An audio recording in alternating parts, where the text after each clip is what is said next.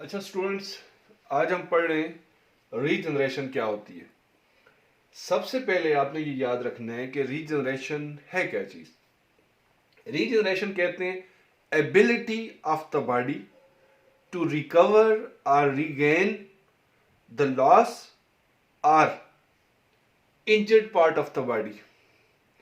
जब किसी बॉडी का कोई पार्ट लॉस हो जाए तो उसको रीगेन करना, और अगर कोई पार्ट इंजर्ड हो जाए उसको रिकवर करना, इसकी जो एबिलिटी है उस बॉडी की, इसको कहते हैं regeneration. Regeneration is the ability of the body to recover और रीगेन द लॉस और इंजर्ड पार्ट। अच्छा, अब इसके बाद ये जो रीजनरेशन पावर है किसी भी बॉडी की, ये किस पे डिपेंड करती है। बच्चों, सबसे अहम चीज जो आपने याद रखनी है वो ये है कि किसी भी बॉडी के अंदर रीजनरेशन या ये जो लॉस या मिसिंग पार्ट को रिकवर या रीगेन करने की जो एबिलिटी है, जो सलाहियत है, वो कितनी ज्यादा होगी किसी बॉडी में, ये डिपेंड करता है कि उस बॉडी की जो लेवल ऑफ ऑर्गेनाइजेशन है वो क्या है। अगर तो वो सिंपल ऑर्गेनाइजेशन है, उस बॉडी की बहुत ही सिंपल बॉडी की ऑर्गेनाइजेशन है, तो उसमें ये एबिलिटी हाईएस्ट होगी, सबसे ज्यादा होगी। और जितनी बॉडी की ऑर्गेनाइजेशन कॉम्प्लेक्स है, जितनी कॉम्प्लेक्स बॉडी है, इतनी ये पावर कम होगी। जैसे मैं आपको बताता हूं, किंगडम एनिमेलिया में फर्स्ट फाइलम है फाइलम पोरीफेरा, और फाइलम पोरीफेरा के जो एनिमल है they are the simplest animal. Why they are the simplest? ये पोरीफेरन, ये एक स्पॉन्ज है। तो स्पॉन्ज के अंदर क्या होता है, बहुत सारे सेल्स होते हैं बॉडी में जिन्होंने अरेंज होकर बॉडी बनाई होती है, बट दे लैक टिश्यू, इनके अंदर कोई टिश्यू नहीं होती। So they are the simple multi cellular, इनके अंदर कोई टिश्यू नहीं होती। तो सिर्फ सेलुलर लेवल ऑफ ऑर्गेनाइजेशन है, टिश्यू लेवल पे ये गए ही नहीं है, ना ऑर्गन लेवल पे गए। So they are the simplest animal. तो इन एनिमल में रीजनरेशन पावर हाईएस्ट है। अब कैसे? अगर आप इससे क्या करें, इसको तोड़ के ना ये सेल्स को नीचे गिरा दें, तो ये 2-3 सेल इधर पड़े हुए, 2-3 इधर पड़े हुए, तो इन सेल से पूरा स्पॉन्ज बन जाएगा, इससे पूरा स्पॉन्ज बन जाएगा, पूरा एनिमल बन जाएगा। But it will take time, month लगेंगे, इवन ईयर्स लग सकते हैं। लेकिन बॉडी का एक छोटा सा पीस पूरा एनिमल बनाने की सलाहियत रखता है। इसके चंद एक सेल पूरा एनिमल बना सकते हैं। तो ये हाईएस्ट पावर ऑफ रीजनरेशन है।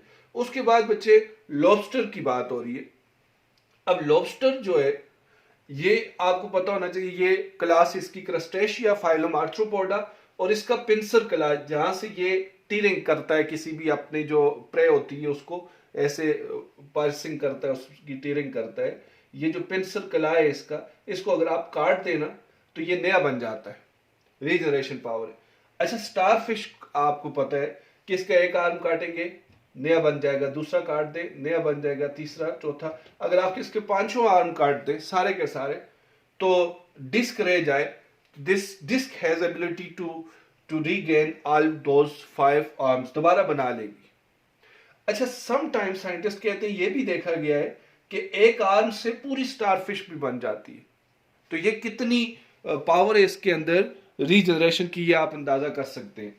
अच्छा बच्चों, इसी तरह ये जो एम्फीबियन का लार्वा होता है, अगर आप इसकी टेल खुद काटते हैं, एक तो खुद रिमूव करता है ना, एक आप इसकी टेल काटे तो ये दोबारा बना लेगा टेल। इसी तरह ये अर्थवर्म में इसका आप हेड काटते नया बन जाएगा। अच्छा, फिर स्लेमेंडर। अब स्लेमेंडर की अगर आप बात करें ना, स्लेमेंडर तो एम्फीबियन है, तो ये तो वर्टिब्रेट है, इसकी आप टेल काट दें नहीं बना लेगा। इसी तरह अगर आप इसकी टोंग एक काट लें, यहां से लेग काट लें, तो ये लेग जो कटी हुई होगी ना उसको नहीं बना लेगा। ठीक है। अब लेग का नया बनना ये तो बड़ा ही मुश्किल काम है। इस लेग के अंदर बहुत कुछ है, बोन्स हैं, नर्व्स हैं, मसल्स हैं, सब कुछ नया बना लेगा ये। अच्छा जी, ये तो एनिमल के अंदर रीजनरेशन थी। इसके अलावा जो हाईएस्ट एनिमल है, जैसे ह्यूमन है, बोन फ्रैक्चर हो जाती है, तो रिपेयर ऑफ फ्रैक्चर जो होता है बोन का, अगर बोन के बीच में गैप भी आ जाए ना, ये बोन है तो इसके बीच में ये गैप आ गया है, ठीक है। अब जब दोबारा इधर आप राड डाल देते और ये गैप भी फिल हो जाता है, रिकवरी हो जाती, रिपेयर हो जाती है बोन, तो बोन का रिपेयर होना भी एक्चुअली रीजनरेशन है। इसी तरह स्किन के ऊपर जो वाउंड लगता है, बाल का डीप वाउंड होता है और वो हील अप हो जाता है, तो दैट इज आल्सो रीजनरेशन। अच्छा, अब आपने एनिमल में रीजनरेशन देखी, मैं प्लांट के अंदर आपको रीजनरेशन बताता हूं। तो बच्चे प्लांट के अंदर भी हाईएस्ट पावर ऑफ रीजनरेशन है। आपको पता है प्लांट भी आर्गन लेवल ऑफ ऑर्गेनाइजेशन पे स्टैंड करते हैं, वो आर्गन सिस्टम लेवल पे नहीं गए हुए, और उनके आर्गन भी बड़े सिंपल होते हैं, एनिमल की तरह के कॉम्प्लेक्स आर्गन नहीं होते। तो प्लांट के अंदर रीजनरेशन पावर बड़ी हाई है। कहता है कि प्लांट को क्या करो, प्लांट की ये एक ब्रांच है, आप इसकी एक ब्रांच ही काट लें यहां से और इसको जमीन में लगा दें, जिसके साथ 2-3 पत्ते भी हैं, इसको आपने जमीन में लगाया, कटिंग का प्रोसेस आप समझते हैं, इससे नया पौधा बन जाएगा। फिर कहता है कि आप इसका एक लीफ ले लें, सिर्फ एक लीफ, उसके कुछ सेल्स निकाल लें, मीजोफिल सेल, और उनको आप किसी पेट्री डिश में रखें, उससे नया पौधा बनना शुरू हो जाएगा। इसकी स्टेम की कोई लिविंग सेल ले लें, टिश्यू कल्चर आपने पढ़ा हुआ, उससे नया पौधा बन जाएगा। This is actually the regeneration. ये जो टिश्यू कल्चर है वो भी रीजनरेशन है। तो प्लांट के बॉडी का कोई भी पार्ट, कोई भी लिविंग सेल, वो पूरा प्लांट बनाने की सलाहियत रखता है। इसकी कोई ब्रांच लगाए, उससे पूरा पौधा बन जाता है। So plant retain the highest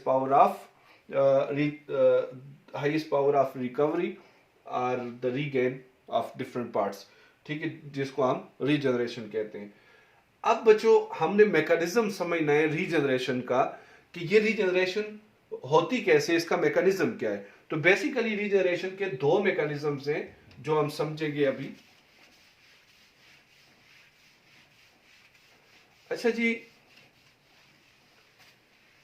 अगर आपको ये पता हो कि शुरू में एक जाइगोट होता है, उसमें क्लीवेज होती है, उससे बहुत सारे ब्लास्टोमर बनते हैं, और फिर वो ब्लास्टोमर अरेंज होते हैं, आपको पता है, फिर मोरूला बनता है, फिर ब्लास्टूला बनता है, गैस्ट्रुलेशन, जर्म लेयर्स बनती हैं, फिर ये सेल मिलके डिफरेंट आर्गन बनाते हैं, कोई बोन बनाता है, कोई स्किन बनाता है, कोई नर्वस सिस्टम बनाता है।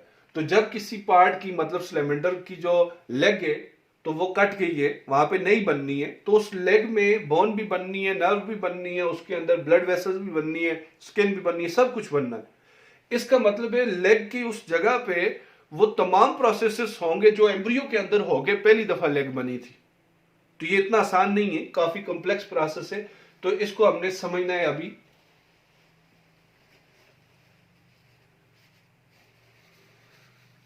अच्छा जी, 2 मैकेनिज्म मैंने आपको कहा कि रीजनरेशन के होते हैं। एक मैं आपको समझाता हूं किसके अंदर, प्लेनेरिया के अंदर, प्लेनेरिया के अंदर, और दूसरा हम पढ़ेंगे स्लेमेंडर के अंदर।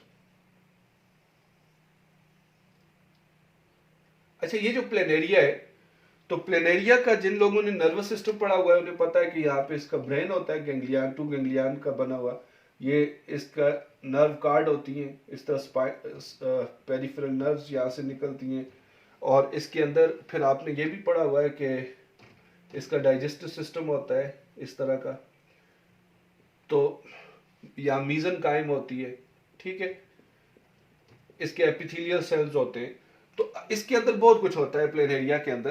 तो जब हम प्लेनेरिया को काट देते हैं बेटा, यहां से काट देते हैं, सपोज इसका इंटीरियर पार्ट अलग कर देते हैं, तो प्लेनेरिया का इंटीरियर पार्ट दोबारा बन जाता है, ये इंटीरियर पार्ट दोबारा बन जाता है।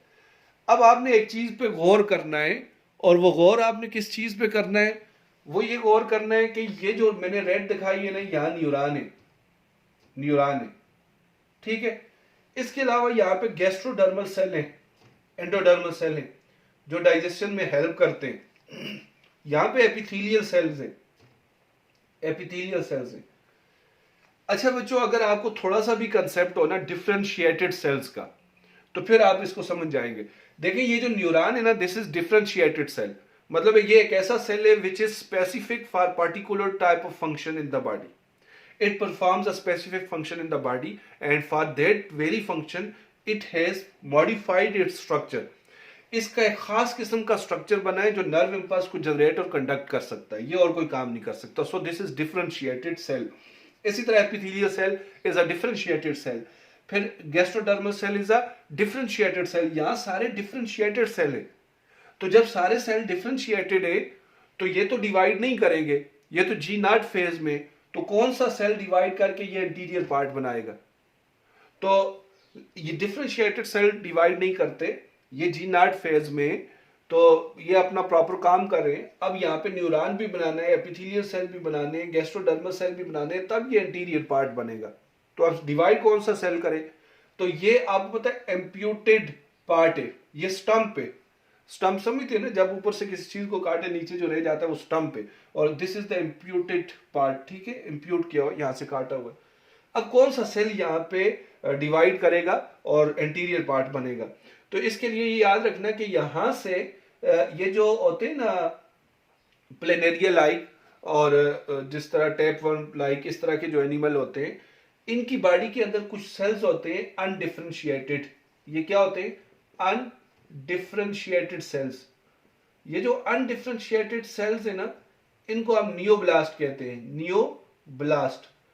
तो ये एनिमल, इनके अंदर नियोब्लास्ट होते हैं, मतलब बॉडी के अंदर जगह जगह अनडिफरेंशिएटेड सेल होते हैं जिनका कोई बॉडी में काम नहीं है। ये एक नॉर्मल सेल है, शुरू में एम्ब्रियो में से जब ये बने, इन्होंने कोई भी काम अपने सर नहीं लिया। तो ये अनडिफरेंशिएटेड सेल जब कहीं से बॉडी कटती है ना, मूव करके इम्प्यूटेड पार्ट पे चले जाते हैं। किधर चले जाते हैं? इम्प्यूटेड रीजन में, जहां से कटी होती है बॉडी, और वहां पहुंच के ये डिवाइड करना शुरू करते हैं, और डिवाइड करके बहुत ज्यादा सेल बना लेते हैं। ये ऐसे समझे जैसे यहां मोरूला बन गया है, ठीक है। अब ये जो बहुत सारे सेल्स होते हैं, फिर ये डिफरेंशिएट करना शुरू कर देते हैं, मतलब ये वाले सेल जो इधर ऊपर है, ये न्यूरॉन बनना शुरू हो जाते हैं, न्यूरॉन बन जाएंगे, न्यूरॉन बन जाएंगे। ये जो इधर है ये एपिथेलियल सेल बन जाएंगे, एपिथेलियल बन जाएंगे, एपिथेलियल बन जाएंगे, कुछ गैस्ट्रोडर्मल सेल बन जाएंगे, इस तरह गट भी बन जाएगी, नर्वस सिस्टम भी बन जाएगा, एपिथेलियल लेयर भी बन जाएगी, तो पूरा प्लेनेरिया बन जाएगा। और कुछ सेल फिर बीच में इसी तरह रह जाएंगे, वो डिफरेंशिएट नहीं करेंगे, वो नियोब्लास्ट, फिर कटेगी बॉडी तो वो फिर नहीं बना सकेंगे। तो ये बेसिकली एक मैकेनिज्म आपको समझ आया कि किस तरह कुछ एनिमल अपनी बॉडी में नियोब्लास्ट को रखते हैं, अनडिफरेंशिएटेड सेल को। उनका काम यही होता है, जब बॉडी कहीं से कटेगी वो वहां चल के डिवाइड करेंगे, डिवाइड करके एक हीप ऑफ सेल बनाएंगे, वो सेल फिर डिफरेंशिएट होंगे, और वो अकॉर्डिंगली नीचे उनके जो जो सेल है उनके ऊपर वो वाले सेल बनते जाएंगे, और वो जो मिसिंग पार्ट्स होंगे वो बन जाएंगे। अब मैं आपको स्लेमेंडर का बताता हूँ बच्चे, कि ये जो स्लेमेंडर है, स्लेमेंडर के अंदर इसकी लेग अगर आप क्या कर दो, काट देते हैं सपोज, तो नई लेग ये कैसे बनाता है? तो मैंने आपको पहले ही बताया कि अगर आप इसकी लेग काट देंगे, यहां से आपने इसकी लेग काट दी, तो इसकी लेग जब आपने काट दी, तो लेग में यहां पे क्या है? यहां पे बनाते हैं हम बोन, बोन भी है, ठीक है, इसके साथ मसल भी है, यहां पे मसल्स भी हैं, यहां पे नर्व्स भी हैं, यहां ब्लड वेसल्स भी हैं, इतना कुछ है यहां पे। तो अब यहां से आपने इसको काट दिया, यहां पे एंडोथीलियल सेल है, एपिथेलियल सेल्स हैं, न्यूरॉन है यहां पे बोन्स के सेल्स हैं, ऑस्टियोसाइट्स वगैरह है, ठीक है, यहां मसल सेल्स हैं, मसल सेल्स। अब मुझे बताएं कि यहां से अगर आगे लेग बनानी है, तो इनमें से कौन सा सेल बनाएगा? इनमें से तो कोई भी सेल डिवाइड करने की सलाहियत नहीं रखता।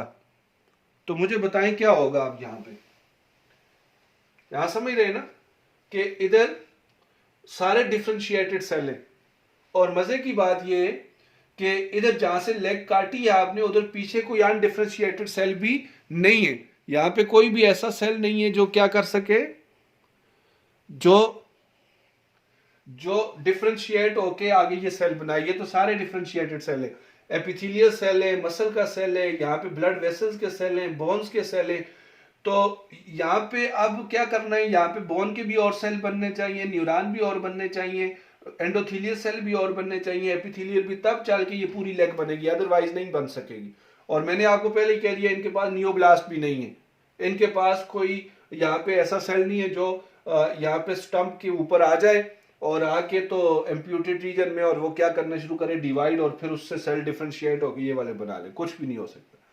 इनके अंदर रीजनरेशन का एक बिल्कुल ही यूनिक मैकेनिज्म है कि इनके ये जो सारे सेल्स हैं ना, इनमें से कोई एक सेल, सपोज इनमें से मसल सेल है, सपोज कर देते हैं ये मसल सेल है, मसल सेल, तो ये मसल सेल ये भी डिवाइड नहीं हो सकता, नर्व सेल भी डिवाइड नहीं हो सकता, एपिथेलियल भी नहीं हो सकता, कोई भी डिवाइड नहीं हो सकता जो डिफरेंशिएटेड है।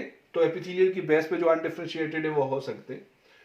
अच्छा, अब जब हम ये कहते हैं कि यहाँ पे कोई भी सेल डिफरेंशिएट होने की सलाहियत नहीं रखता, सपोज स्वाय उनके जो थोड़े से जो डिवाइड होकर एपिथेलियल बनाते हैं, लेकिन वो सिर्फ एपिथेलियल ही बना रहे होते हैं। रीजनरेशन अब कैसे हो, कहता है यहाँ पे ये जो स्मॉल मसल सेल है डिफरेंशिएटेड, ये डी डिफरेंशिएट होगा पहले, डी डिफरेंशिएट। आप समझते हैं ना, डिफरेंशिएटेड था, उसमें एक्टिन थी, मायोसिन थी, ट्रोपोमायोसिन थी, और वो कंट्रैक्ट रिलैक्स होने का काम करता था। अभी वो डी डिफरेंशिएट हो रहा है, तो डी डिफरेंशिएट होके वो एक नॉर्मल सेल बन जाएगा पहले। ठीक है, ये जरूरी नहीं कि मसल सेल, मैंने एक एग्जांपल बताई है, यहाँ का कोई भी डिफरेंशिएटेड सेल जो जी नॉट फेज में था वो वापस जी1 में आएगा, वो अपने अंदर जो स्पेसिफिक स्ट्रक्चर्स हैं उनको खत्म करेगा, अपने सारे जीन को एक्टिव करेगा। पहले उसके कुछ ही जीन सिर्फ एक्टिव थे कोई पार्टिकुलर फंक्शन के लिए, तो अपने वो डी डिफरेंशिएट होगा, एक नॉर्मल सेल बनेगा, जैसे ब्लास्टोमर्स होते हैं जब जाइगोट की क्लीवेज होती है। तो ये एक नॉर्मल सेल बनने के बाद ये डिवाइड करेगा, ये टेरो सेल बनाना शुरू कर देगा। जब ये बहुत सारे सेल बना लेगा ना, तो उसके बाद फिर क्या होगा, उन सेल में से कुछ सेल इस जैसे बन जाएंगे, मीन के जैसे ये पहले था मसल सेल, तो कुछ मसल सेल बन जाएंगे डिफरेंशिएट होके, कुछ बन जाएंगे नर्व सेल डिफरेंशिएट होके, कुछ बन जाएंगे एपिथेलियल सेल, ठीक है, और कुछ बन जाएंगे यहाँ पे मसल्स बोन के सेल। तो इस तरह यहाँ पे बोन्स भी बन जाएंगी, यहाँ पे मसल भी बन जाएंगे, यहाँ ब्लड वेसल्स भी बन जाएंगी, नर्व भी, तो पूरी वो जो स्ट्रक्चर था वो सारे का सारा दोबारा बन जाएगा। तो ये अब आपने दो मैकेनिज्म पढ़े कि एक कुछ एनिमल अपने अंदर नियोब्लास्ट रखते हैं, तो वो मूव करके एम्प्यूटेड जगह पे जाके डिवाइड करते हैं, और फिर वो जब बहुत सारे सेल बनते हैं वो डिफरेंशिएट होकर वहां पे सारे स्ट्रक्चर बना लेते हैं। दूसरा पढ़ा कि एक जो हाइयर एनिमल है, इनके अंदर कोई नियोब्लास्ट टाइप सेल नहीं होते, इनका कोई अपना ही डिफरेंशिएटेड सेल, एम्प्यूटेड जगह जहाँ से कटती है ना कोई जगह, वहाँ पे कोई डिफरेंशिएटेड सेल पहले डी डिफरेंशिएट होता है, फिर वो डिवाइड होकर ढेर सारे सेल बनाता है। उन सेल में से कुछ उस जैसे बनते हैं, मतलब जैसे वो पहले था, मतलब मसल था तो मसल सेल, बाकी जो है वो कोई ब्लड वेसल के सेल, कोई एपिथेलियल सेल, कोई बोन के सेल, कोई नर्व के सेल, तो इस तरह वहाँ पे कंप्लीट वो स्ट्रक्चर बन जाता है। ये दो मैकेनिज्म थे रीजनरेशन के।